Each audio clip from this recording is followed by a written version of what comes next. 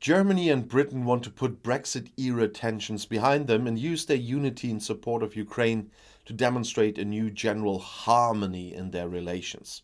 After his first visit to Prime Minister Boris Johnson in London, Chancellor Olaf Scholz also announced that regular cabinet meetings would strengthen cooperation between the two governments. Johnson and Scholz promised Ukraine further support by increasing sanctions and arms deliveries. Neither of them wanted to promise that support with military equipment could also include the sale of tanks, though. Johnson said Britain has opted for a new £100 million shipment, which includes anti-aircraft and anti-tank missiles, but also helmets and protective gear. Scholz said the delivered device had to be manageable and to be able to be deployed quickly to Ukraine. In German government circles, it is increasingly pointed out that the delivery of used German armored personnel carriers will not meet these criteria, since many months of training and instruction are required before the tanks can be used. Johnson said Britain is in principle ready to supply anything that can be summed up as a defensive arms. Instead of supplying weapon systems from NATO countries, which may only be usable after a long period of training, it could make more sense to support Eastern European NATO members in handing over their own equipment from the Warsaw Pact era and replacing it with new NATO system substitutes. The two heads of government also demonstrated unity on the question of an energy embargo for oil and gas, on which Germany had been called on by London weeks and days ago to take even tougher action. Johnson said Germany had already taken massive steps here and set itself the goal of ending gas imports from Russia by 2024 at the latest. Scholz, who partly answered journalist questions in English, said, "We are doing what we can." During their meeting, both also brought up the final sticking point in the UK's exit process from the EU, the handling of customs checks between Northern Ireland and the British Isles. Johnson said they discussed it but didn't want the issue to encumber the seamless harmony and the very, very great understanding on all other issues. The so-called Northern Ireland Protocol provides for checks mechanisms between Northern Ireland and the British mainland in order to avoid a hard customs border on the Irish island. Great Britain does not apply parts of the agreement and is negotiating changes with Brussels. On the German side, it was said that it was right to discuss the case, but from the German point of view, it was clear that London had to settle the disputes with the EU, and Germany could not be a negotiating partner in this matter. Scholz addressed the British exit from the EU only in a relative clause. He said the UK has been a partner, ally and friend for a long time and will remain so, even though our friends have decided to leave the EU circle, he said. From a German perspective, Scholz's inaugural visit should also be the beginning of a new close relationship with Great Britain after the disagreements surrounding Brexit, which are still not over. The new federal government was willing to include Great Britain in the group of countries with which Berlin regularly holds joint cabinet meetings. These extensive consultations, in which many departmental ministers agree joint projects with their respective colleagues, are held with France and Israel, for example, but also with the Indian government. According to the Chancellor, a first joint cabinet meeting is to take place at the beginning of next year. Johnson also welcomed Scholz on Friday as a representative of the G7 countries, of which Germany is chairing this year. The UK government is increasingly emphasizing the importance of this round of key Western industrialized countries to underscore their role in a major international format now that the EU is no longer eligible. Germany wanted to focus G7 activities this year on climate protection and counted on strong British support for this intention. Again and again, Olaf Scholz has to explain why, in his view, a rapid energy embargo as a punishment for Russia's aggressive war against Ukraine is out of the question. But the English questioners are not given up on that Friday afternoon in Downing Street and in the media room. How can it be that the EU has received oil and gas worth 35 billion euros from Moscow since the beginning of the war, but has only given Kiev 1 billion in aid? There is talk of blood money, and journalists asked, "Don't you feel ashamed?" The Chancellor reads out his explanations patiently, politely, and in fluent English.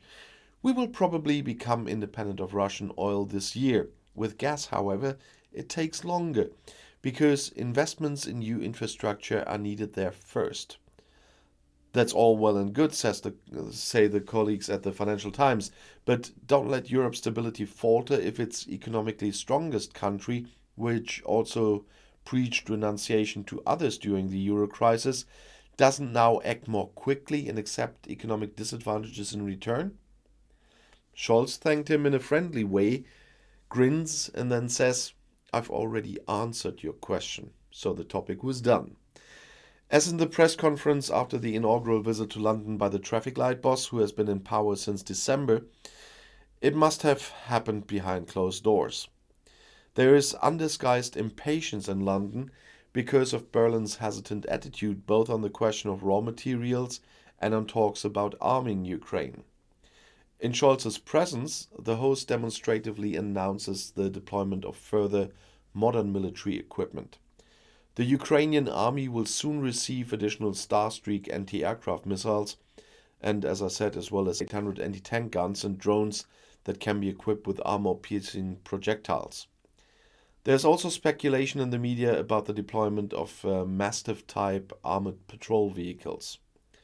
Scholz countered in a friendly but unmistakable way with expressed thanks for the fact that the British had expanded their sanctions against the London-based oligarchs. In fact, in the first weeks of the war, many allies shook their heads at how lax the Conservatives, who are financed by millions in donations from naturalized Russians, were talking against taking action against Putin's accomplices. In the meantime, Brussels and the Brexit island have coordinated many of their punitive measures. On Friday, the British also announced that, in consultation with Washington, they had now imposed travel bans and asset freezes on the daughters of Russian President Vladimir Putin and his Foreign Minister Sergei Lavrov. This is intended to put a stop to the lavish lifestyle of the Kremlin elite, as they say. In the press conference, the Chancellor also pointed out the very different numbers of refugees. While Germany is now home to 300,000 Ukrainians, the kingdom has only taken 12,500 people from the besieged country. The pitiful number is even surpassed by the much smaller neighboring island of Ireland with 17,000. Home Secretary Priti Patel had to apologize on Friday for the chaos in her house when checking the visas required for war refugees, which is a unique thing in Europe. After all, the body language and tone of the two politicians, who confidently address each other as Boris and Olaf, suggest intense but friendly conversations this Friday. As has been the case recently, Johnson even combed his hair in honor of his almost bald guest. And both heads of government repeatedly emphasized not only the good bilateral relationship, but also the unity in dealing with Russia's war of aggression. Putin miscalculated when he hoped for a split in the West, but differences of opinion remain. When asked about this, Scholz defended French President Emmanuel Macron's Moscow diplomacy, while Johnson was skeptical, almost cynical. Putin cannot be trusted. With all this visit, you need to know that the forced harmony we see there is either a lack of any knowledge of this Chancellor of Brexit, and I doubt that because he was Vice-Chancellor when Brexit happened, or the fact that this government in Germany just faced a major defeat in Parliament, and as somebody else in the picture, he has to diverge the people's view from domestic problems and from big failures. And so you have to keep that in mind when you judge this meeting and you judge the lack of comments on the Brexit issue. And of course, the EU is in charge of the negotiations on the Northern Ireland Protocol, but I expect our Chancellor to be much more clear about the fact that there is a signed and negotiated agreement and that the UK has to obey international law, which it nowadays is, and that it will not be changed by the EU, because even this chancellor has the knowledge what the EU is saying all the time.